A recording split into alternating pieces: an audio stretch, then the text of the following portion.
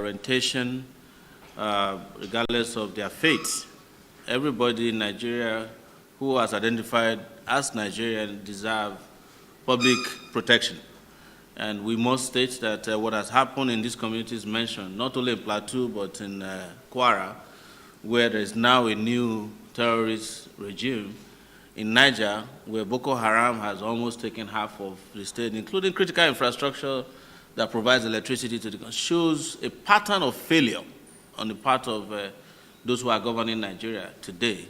And while sometimes we like to call on the government to do what needs to be done, we also call on the people to see what they have done as total failure, and don't be afraid to pass a vote of no confidence on the government and the leaders of this country, because they have failed the people irretrievably and irredeemably.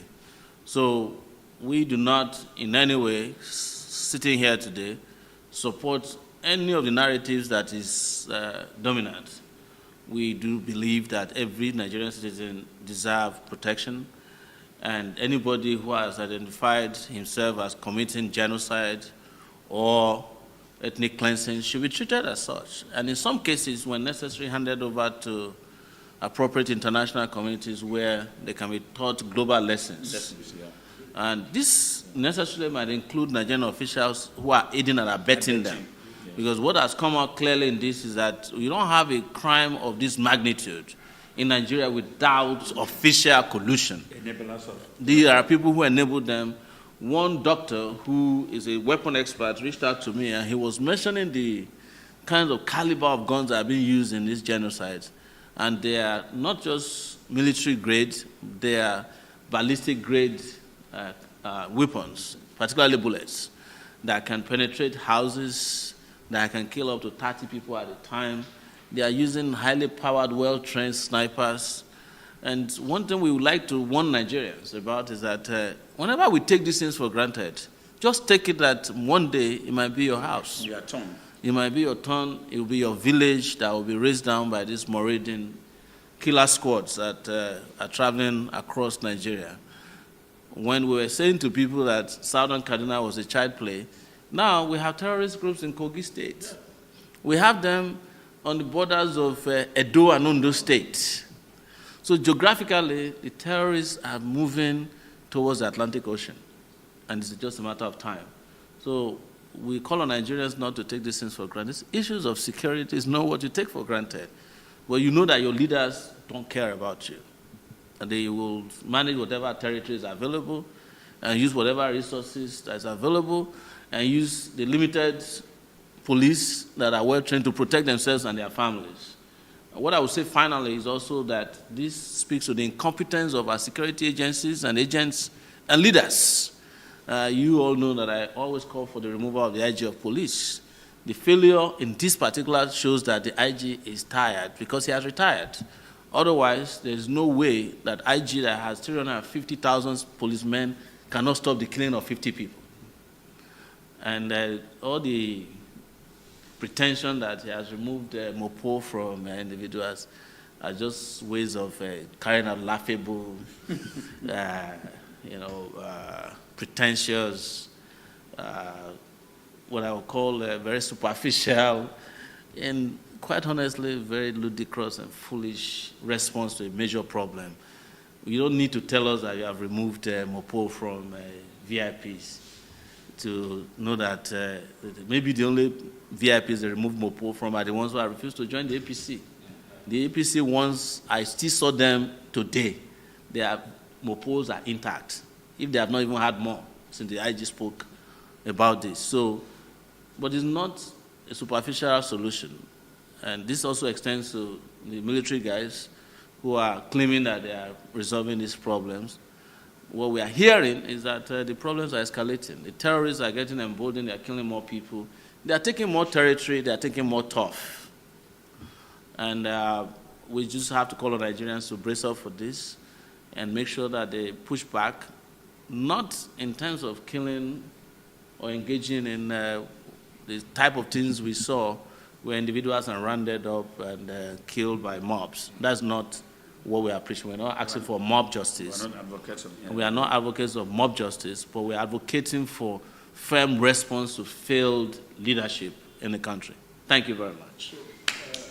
Insecurity in Nigeria is because out of the about 350 policemen that we have in the country, almost 200,000 are following big men, Yahoo girls, Yahoo boys, and all kinds of people they call VIP all over the country. That's the reason why we have insecurity. Yes, vagabonds who have access to cash. Anybody that have access to cash can hire police. Go to a nightclub in Lagos or in Abuja, you see young boys with 6, 7, 8 mopole going up and down. All the celebrities in Nigeria have mopole attached to them. All the governors have mopole attached to them. The deputy governor, their wives, their girlfriend, their concubines, all have mopole attached to them. Side chicks all have mopole. So this is the reason why we're having insecurity in the country. So let's stop beating around the bush as if we don't know why they are killing people in Benue, in Plateau, in Kwara, in Gombe. Because there was an incident in Gombe as well. It's because there has been a collapse of policing in the country. The police are now busy looking for money. The other 150,000 that should be policing internal security, they are collecting bribe on the road. So nobody is really policing in the country. Nobody is policing. That's why we have insecurity in the country. The police have abandoned their constitutional responsibility of policing, and all they're interested in is revenue generation to maintain the divisional police heads. Because the money meant for the divisional police heads are stolen by some people. So the DPO now has to find a way to fuel the car for patrol. So they need to find a way to fund the police stations. If we address corruption, insecurity will stop. Yes, we concede that the VIPs need some form of protection. So it will be unreasonable on our part to say, oh, don't protect the VIPs. Even in America, the VIPs are protected. I'm making 2 recommendations. Number 1, let us use the elite corps of the civil defense to protect the VIP. The elite corps of the civil defense to protect them. The police must go back to policing the nation. That is the only way that we can stop this growth of terrorist groups all over the country. Number 2, if we have reached a consensus that security agencies have failed, let us allow people to carry guns. Let us give license for citizens to carry guns. Like in America, if we all own guns, who will come to a community in Plateau to terrorize anybody? Who will come to a community in Benue to terrorize anybody, or in Plateau, or in Kwara? So the basics, if the police and the government are not ready to remove police officers from the VIPs and allow police officers to go and police the nation, then we should reach a consensus that, oh, we have failed as a nation. Therefore, let us allow license for citizens to own guns. Thank you. This is my take. And A.K. Musa will now give his take, and we'll call it a day. Decentralized policing.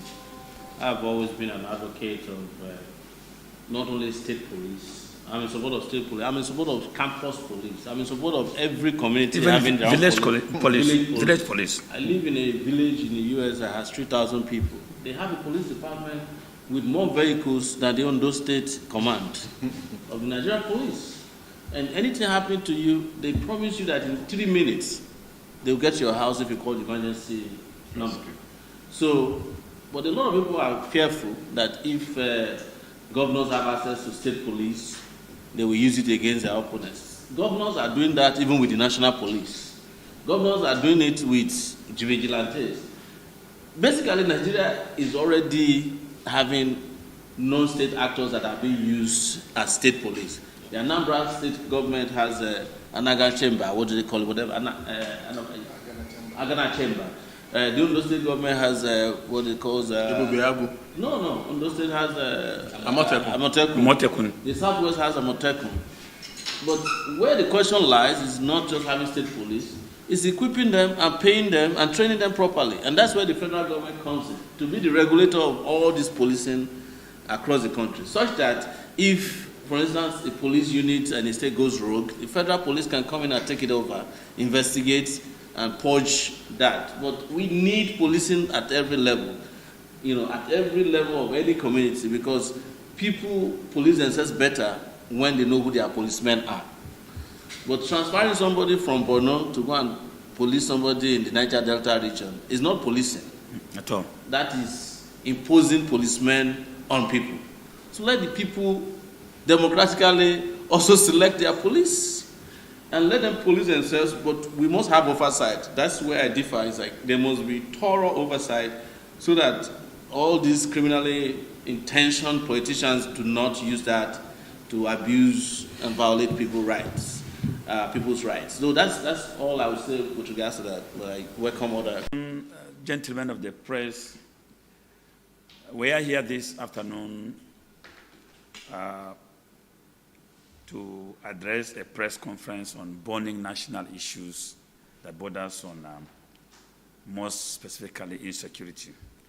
So it's a press conference by a coalition of Nigerian patriots on the emerging narrative of genocidal killings in Plateau, Benue State, and most Middle Belt communities in Nigeria. In recent weeks, gruesome killings have escalated across Plateau, Benue, Nasarawa, Kaduna, Kogi, Kwara, and a few parts of the Northwest, with coordinated attacks, destroying lives, property, and livelihoods. Unfortunately, official narratives downplayed the severity, often contradicting first-hand accounts from affected communities.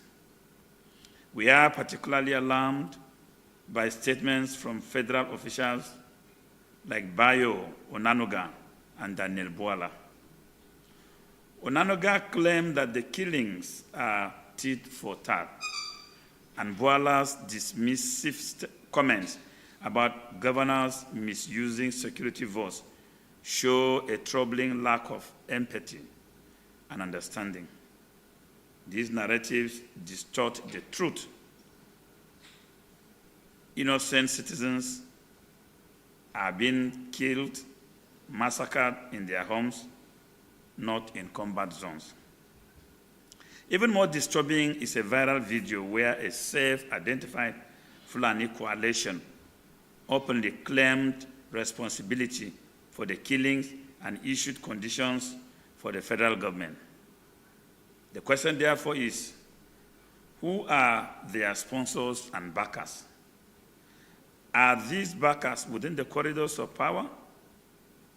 Under what auspices are they operating? Will the federal government bow to them by ceding to their conditions?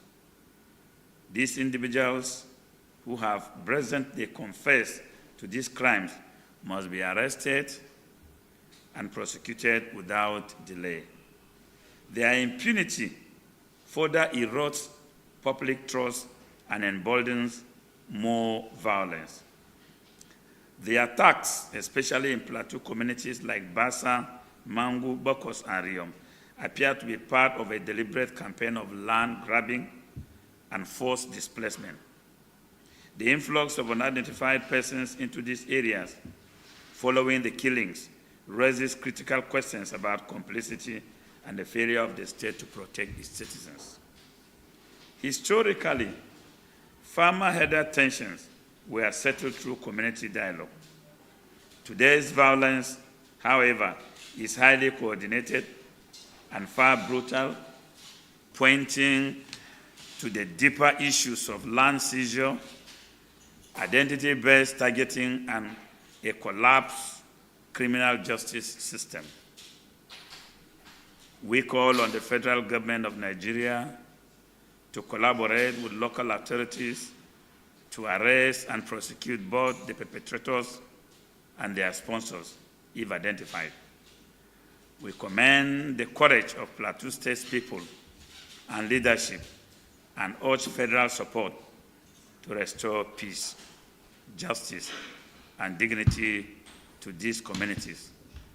Thank you very much for your audience. Yes. The issue of policing in Nigeria is very, very critical, and it's a constitutional issue.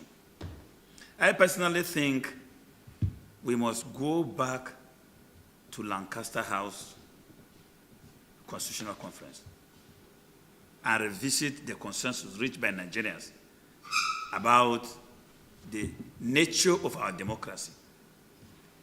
Because ever since the military interregnum in 1966, Nigeria has been battling with different security challenges. It all started with armed robbery after the Civil War, and it has graduated to what we are dealing with today, organized criminality, which is terrorism. Let me speak about Plateau briefly. The military had released a security report indicating that 2 cells of ISWAP exist on the Plateau. And they arrested 2 founding members. Now, the dimension of the conflict on the Plateau is no more the ethnic or religious or farmer-herders conflict. It has graduated to a higher criminality. And the intentions of those who are attacking, killing, and displacing people is very manifest. It's just they are trying to replicate what they did in Zamfara. In Zamfara, majority of the population has been sacked. They are now refugees or internally displaced persons in metropolitan cities, while the rural areas have been taken over by these bandits with foreign nationals mining comfortably there. The same thing is happening in these areas in Plateau. If you take Bokos, Bokos is very, very rich in forest. Bokos also has huge mineral deposit and Bassa. So it's not mistaken that these things are happening there. They could be test grounds. And so calls have been made to the federal government. But I think I align myself with my brother Deji's submission. If the state cannot protect Nigerians, the National Assembly, with a voice vote, should amend the Constitution to allow Nigerians bear arms. After all, it was a voice vote they used to declare a state of emergency in Rivers. Let them assemble. They don't even need the quorum anymore. 10 of them, just like they did in the Rivers situation, can assemble with a voice vote and then amend the Constitution so Nigeria can bear arms and protect themselves. But these killings cannot continue like this. It must stop.